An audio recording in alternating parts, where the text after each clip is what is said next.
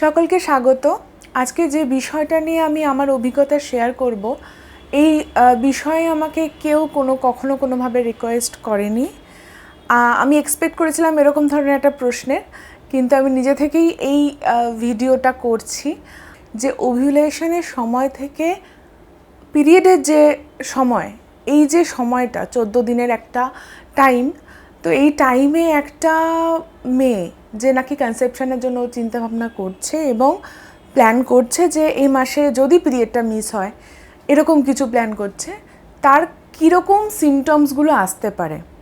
তো আমার মনে হয়েছে এই সিরিজে, মানে আমাদের প্রেগনেন্সি জার্নি সিরিজে যতগুলো ভিডিও আছে তার মধ্যে এইটা আমার কাছে খুব গুরুত্বপূর্ণ একটা বিষয়। কারণ যারা যে মহিলা বা যে কাপল ট্রাই করছে তাদের কাছে এই 14 দিনটা একটা বিশাল বড় ব্যাপার।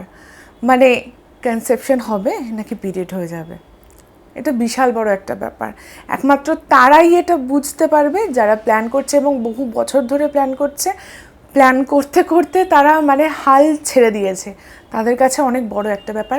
আশা করি এই ভিডিওটা সকলের জন্য অনেক বেশি গুরুত্ব পাবে।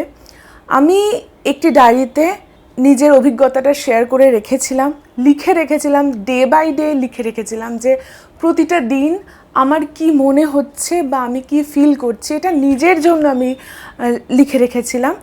আমার এখন মনে হচ্ছে আমি যেটা নিজের জন্য লিখে রেখেছিলাম সেটা হয়তো সকলের প্রয়োজনে লাগতে পারে। আমি এর আগেও আমার একটা ভিডিওতে আমার ওভিউলেশনের সিমটম কি হয় সেটা কিন্তু আমি ডিসকাস করেছি। তাও এখানে আমি একটা ছোট্ট করে বলে রাখি, কারণ এখানে যেহেতু ওভিউলেশনে একটা বড় জায়গা আছে এই ভিডিওতে। আমার ওভিউলেশনের সিমটম যেটা হয়, 12 থেকে 14তম দিনের মধ্যে কাঁচা ডিমের যে সাদা অংশ হয় না, সেই সাদা অংশের মতন একটা ডিসচার্জ হয়, যেটা যথেষ্ট থিক একটা ডিসচার্জ, কোনো লিকুইড নয় কিন্তু হালকা থিক ছিল ডিসচার্জ, এরকম হয়। এবং ডিসচার্জটা হলে আমি বুঝি যে আমার ওভিউলেশন হতে চলেছে। এই ডিসচার্জ মানে কিন্তু ওভিউলেশন নয়, ওভিউলেশন হতে চলেছে এই কারণেই বুঝি তার পরের দিন, ঠিক যেদিনকে 12তম দিন যদি আমার ওভিউলেশন ওই ডিসচার্জটা হয়ে থাকে, তাহলে 13তম দিন বাদ দিয়ে 14তম দিনে আমার ডান দিকে অথবা বাঁ দিকে তলপেটে হালকা ক্র্যাম্প হয়, হালকা একটা পেন হয়।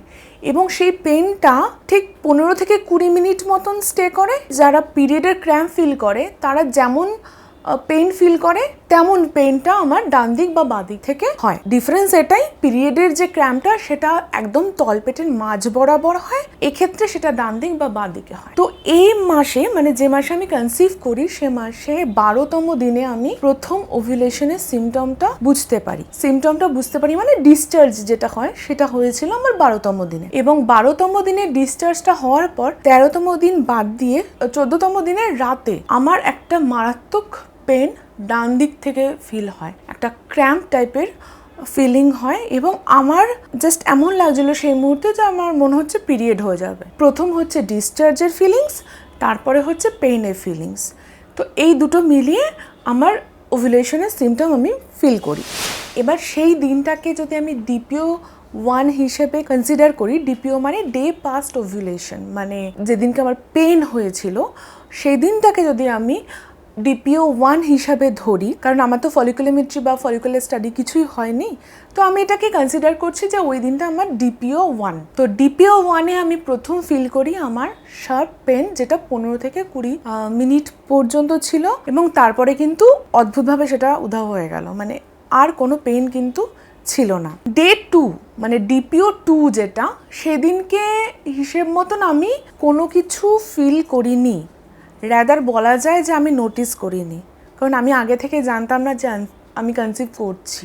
তো আমি সেটাকে নোটিস করিনি এবং এটাও হতে পারে যে সেই কারণে আমি নোট করিনি। ডে 3 মানে DPO 3-তে আমি যেটা ফিল করেছিলাম সেটা হচ্ছে লুজ মোশন। মানে হঠাৎ করে একদিন লুজ মোশন হয় এবং এটা আমার জন্য একটা অ্যাবসার্ড একটা বিষয় ছিল, কারণ আমি আমার ভীষণ কনস্টিপেশনের সমস্যা হয়, লুজ মোশন কিন্তু আমার হয় না। সেদিনকে আমার দিনে 3 থেকে 4 বার ওয়াশরুম যেতে হয়েছে এবং লুজ মোশন হয়েছিল, এবং তার সঙ্গে প্রচণ্ড পরিমাণে গ্যাসের সমস্যা হচ্ছিল। মানে যেটা আমি বাড়ির খাবার খাচ্ছি, বাড়ির একেবারে সাদামাটা খাবার খাচ্ছি, তা সত্ত্বেও এরকম ধরনের সমস্যাটা একটু অ্যাবসার্ড, যেখানে আমার লুজ মোশন হয় না। মানে আমার তার আগে লাস্ট কবে লুজ মোশন হয়েছে আমি হয়তো বলতে পারবো না। তো এটা প্রথমে আমাকে ট্রিগার করায়, DPO-3 এটা হয়। ঠিক তারপরের দিন মানে DPO-4 যেটা, সেই দিনকে হঠাৎ করে হেডেক হয়, মাথা প্রচণ্ড ডান দিক, এরকমভাবে ডান দিকের একটা সাইড প্রচণ্ড পরিমাণে যন্ত্রণা হয়। এবং যন্ত্রণাটা এমনিতেই তো মানুষের ঠান্ডা লাগা হোক বা কোনো গ্যাসের সমস্যা হোক, তার যন্ত্রণা হতেই পারে, এটা খুব স্বাভাবিক। আমার কাছে বা আমাদের দুজনের কাছে এটা একটা অ্যাবসার্ড ছিল, যেটা দেবানু আমার সাথে শেয়ার করেনি, আমিও ওর সাথে শেয়ার করিনি।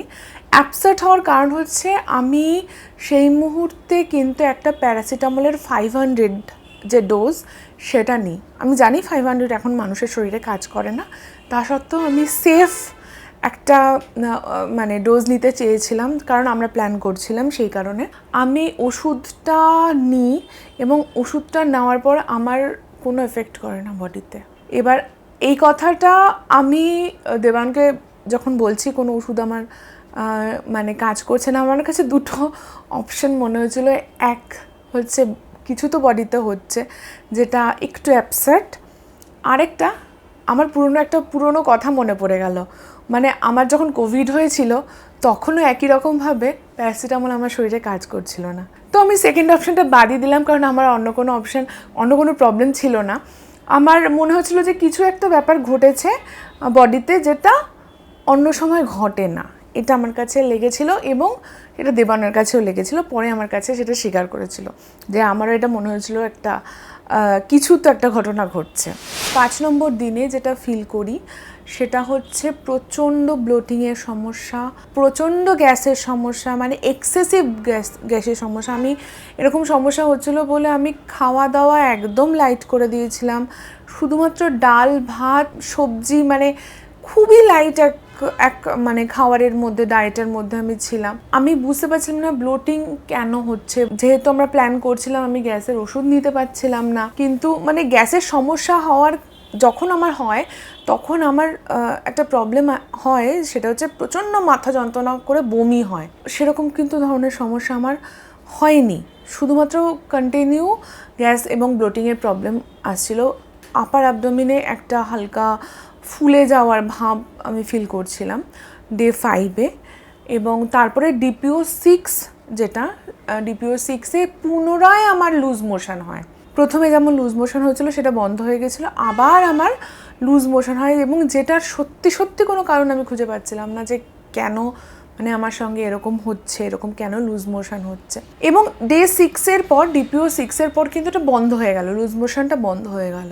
এবং তারপরে DPO-7 যেটা আমি নোটিস করি, DPO-7-এ যেটা আমি একটি ভিডিওতেও শেয়ার করেছিলাম, সেটা হচ্ছে আমার ভ্যাজানাল ডিসচার্জ। মোটামুটি DPO-7 ওভুলেশনের 7 ডেজ বাদে আমি ভ্যাজানাল যে ডিসচার্জ যেটা হয় সেটা আমি নোটিস করি যে কেমন চেঞ্জ হচ্ছে কি চেঞ্জ হচ্ছে না। প্রতি মাসে যদি পিরিয়ড হওয়ার থাকে তাহলে খুব ঠিক একটা ডিসচার্জ হতে শুরু করে দেয়। সেই সময় আমি দেখলাম যে না, ওই সময় মানে DPO-7 থেকে ডিসচার্জটা আমার কিন্তু নর্মাল অ্যাজ লাইক ওয়াটার, জলের মতন ডিসচার্জটাই আমার হচ্ছিল। আমার ওই থিকনেসটা কিন্তু আমার চেঞ্জ হচ্ছিল না, বা ডিসচার্জের টাইপটা কিন্তু আমার চেঞ্জ হচ্ছিল না। DPO-7 পর্যন্ত মানে 14তম দিন থেকে যদি আমি কাউন্ট করি, 14 + 7 মানে 21তম দিন পর্যন্ত যা যা হয়েছে আমি এতক্ষণ পর্যন্ত বললাম। এরপরে আমি ডে কাউন্ট করছি না, আমি এরপরে যে ফিলিংসগুলো আমার হয় মানে আমি ফিল করি, সেটা হচ্ছে প্রথম কথা, মুখে প্রচণ্ড পরিমাণে হঠাৎ করে ব্রণ হয়ে গেল, পুরো সারা মুখ জুড়ে ব্রণ হয়ে গেল, যেটা আমার পিরিয়ড, এটা কিন্তু আমি আলাদা করছি না, তার কারণ আমার পিরিয়ড হওয়ার আগেও মাঝে মধ্যে কিন্তু এরকমভাবে ব্রণ হয়ে থাকে। এরকম ব্রণ হয়ে গেছিলো, হঠাৎ করে এক্সেসিভ চুল পড়তে শুরু করলো, এবং একটা অ্যাবসার্ড জিনিস সেটা হচ্ছে আমার মাঝে মধ্যে খিদে পেত। মানে আমার কিছুক্ষণ পরপর আমার মনে হতো যে আমি এই বোধহয় খিদে পাচ্ছে, এরকম একটা ফিলিংস হতো। তার সঙ্গে যেটা বলার সেটা হচ্ছে আমার রাইট সাইডে মাঝে মধ্যে প্রচণ্ড পরিমাণে ক্র্যাম্প হতো। মানে রাইট সাইডে যে সাইডে আমার আগে আমি যেটা বললাম যে ডে 1-এ আমার পেনটা শুরু হয়েছিল, যেটা আমার ওভুলেশনের সিমটম হিসেবে আমি বলে থাকি। তো সেই রকম পেন আমার রাইট সাইডে হতে শুরু করলো এবং মাঝে মধ্যে পেনটা এমন হতো, আমার ফিল হতো যে এইমাত্র বোধহয় আমার এই মুহূর্তে আমার পিরিয়ড হয়ে যাবে। এরপরে আমি যেটা বলবো সেটা হচ্ছে মোটামুটি পিরিয়ডের যে সময়টা আমার ছিল 1-2 দিন আগে বা পরে, এই সময় অদ্ভুত কিছু ফিলিংস আমার হতে থাকে। প্রথম যেটা সেটা হচ্ছে নজিয়া। মর্নিংয়ে হতো না, দিনের যে কোনো সময় আমার মাঝে মধ্যে একটা বমি বমি ভাব আমি ফিল করতাম, কখনো দুপুর দিকে কখনো রাতের দিকে, যখন তখন আমি এরকম একটা নজিয়া হঠাৎ করে একটা ফিল করতাম। তার সঙ্গে ছিল ব্রেস্ট টেন্ডারনেস। এবারের ব্রেস্ট টেন্ডারনেসটা একটু আলাদা, মানে পিরিয়ডের সময়ও আমার ব্রেস্ট টেন্ডারনেস হয়, কিন্তু সেই ব্রেস্ট টেন্ডারনেসে ম্যাক্সিমাম টাইমে আমার যেটা হয় সেটা হচ্ছে যে নিপলের যে পোর্শনটা, এরিওলার যে পোর্শনটা, ওই পোর্শনে একটা পেন হয় পিরিয়ড হওয়ার থাকলে। কিন্তু এই সময়ে যখন আমি পিরিয়ড হওয়ার সময় আসছে, এরকম সময় আমি গ্ল্যান্ডগুলোতে পেন ফিল করি, মানে আমি নিপলের পোর্শনে পেন ফিল করছি, তার সঙ্গে গ্ল্যান্ডগুলোতে পেন ফিল করছি। এটা আমার কাছে একটুখানি অ্যাবসার্ড মনে হয়েছে।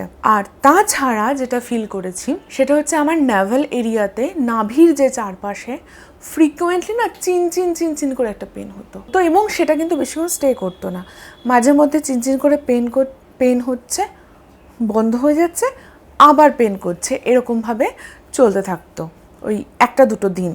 এছাড়া পুরো ওভুলেশন থেকে পিরিয়ডের যে সময়টা, এই 14তম দিনের মধ্যে একটা খুব ভাইটাল জিনিস আমি নোটিস করতাম, সেটা হচ্ছে আমার প্রেগনেন্সিটা নভেম্বর মাসে হয়েছে, কনসিভ আমি নভেম্বর মাসে করেছি। ওই ঠান্ডার মধ্যেও আমি গরম ফিল করতাম, মানে হঠাৎ করে আমার মনে হতো যে খুব গরম লাগছে, যেটা হওয়ার কথা নয়। আমি আশেপাশে আমার পরিবারের আর 5 জনকে যখন জিজ্ঞাসা করতাম যে তাদের গরম লাগছে কি না, তাদের কিন্তু গরম লাগতো না। আমি নিজে ফিল করতাম ওই 14টা দিনের মধ্যে হঠাৎ করে আমার গরম একটা অনুভব হচ্ছে। তো এইটা ছিল আমার এই 14টা মোটামুটি দিনের একটা অভিজ্ঞতা, মানে আমি এই 14টা দিন কী ফিল করেছি, যেটা কিন্তু ওই পিম্পলের জায়গাটা যদি আমি বাদ দিই, বাকি পুরো ব্যাপারটাই কিন্তু পিরিয়ডের সিমটমের থেকে পুরোপুরি আলাদা, একেবারেই আলাদা। আমি কোনো রকমের পিরিয়ডের সিমটমের সঙ্গে এটার কিন্তু আমি মিল পাই না। কিন্তু এটা কিন্তু শুধু আমার অভিজ্ঞতা, এমন না যে এটা আর 5 জনও সেটা ফিল করবে। এমন হতেই পারে কেউ ফিল করছে যে তার পিরিয়ডের সিমটমই আছে কিন্তু তার কনসিভ হয়ে গেল। তো এটা আমি আমার অভিজ্ঞতা শেয়ার করলাম। আমার মনে হয় এই অভিজ্ঞতাটা আর 5 জনের জন্য অনেকটা বেশি হেল্পফুল হবে। এই সংক্রান্ত যদি আপনাদের কোনো কোয়ারি থাকে তাহলে আপনারা কমেন্টের মাধ্যমে জিজ্ঞাসা করতে পারেন, আমি অবশ্যই উত্তর দেওয়ার চেষ্টা করব। পরবর্তী ভিডিওতে দেখা হচ্ছে, ততক্ষণ ভীষণ ভালো থাকুন।